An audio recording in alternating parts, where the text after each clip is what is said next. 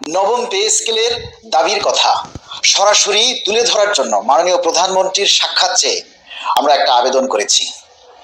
সেই আবেদনটা সারা বাংলাদেশের সকল মানুষের কথা বলা হয়েছে।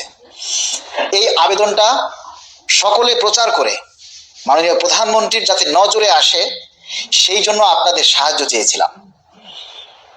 আমরা আশা করেছিলাম কমপক্ষে 1 থেকে 2 লক্ষ মানুষ কর্মচারী এই আবেদনটা প্রচার করবেন, যাতে মাননীয় প্রধানমন্ত্রীর নজরে আসে, যাতে প্রশাসনের দৃষ্টিগোচর হয়। আমরা ধরে নিয়েছিলাম যেহেতু প্রধানমন্ত্রীর সাক্ষাতের বিষয়, এটা কমপক্ষে 10 লক্ষ কর্মচারী এই কথাটা প্রচার করে তুলে ধরবেন।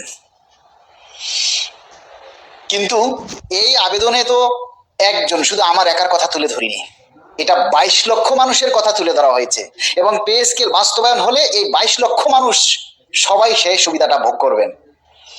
আর এই কথাগুলি প্রচার করার সময় আপনারা ঘরে হাত গুটিয়ে বসে থাকেন আর মনে মনে আশা করতে আছেন যে আগামী বাজেটে আপনাদের জন্য পে স্কেলের বরাদ্দ রাখা হবে।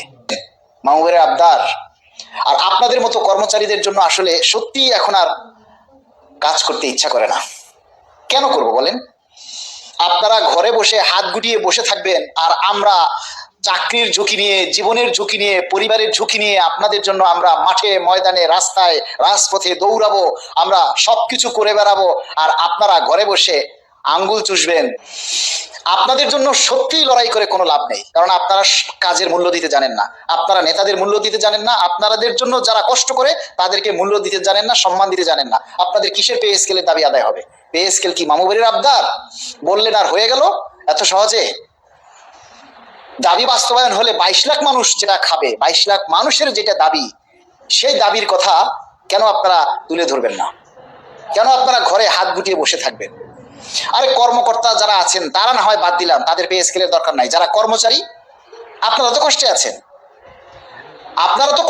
আপনারা তো বলেন কয়েক লক্ষ মানুষ বলেন আপনারা কষ্টে আছেন। তাহলে আমরা একটা দাবির কথা পোস্ট দিলে কেন কয়েক লক্ষ মানুষ সেটা প্রচার করবে না?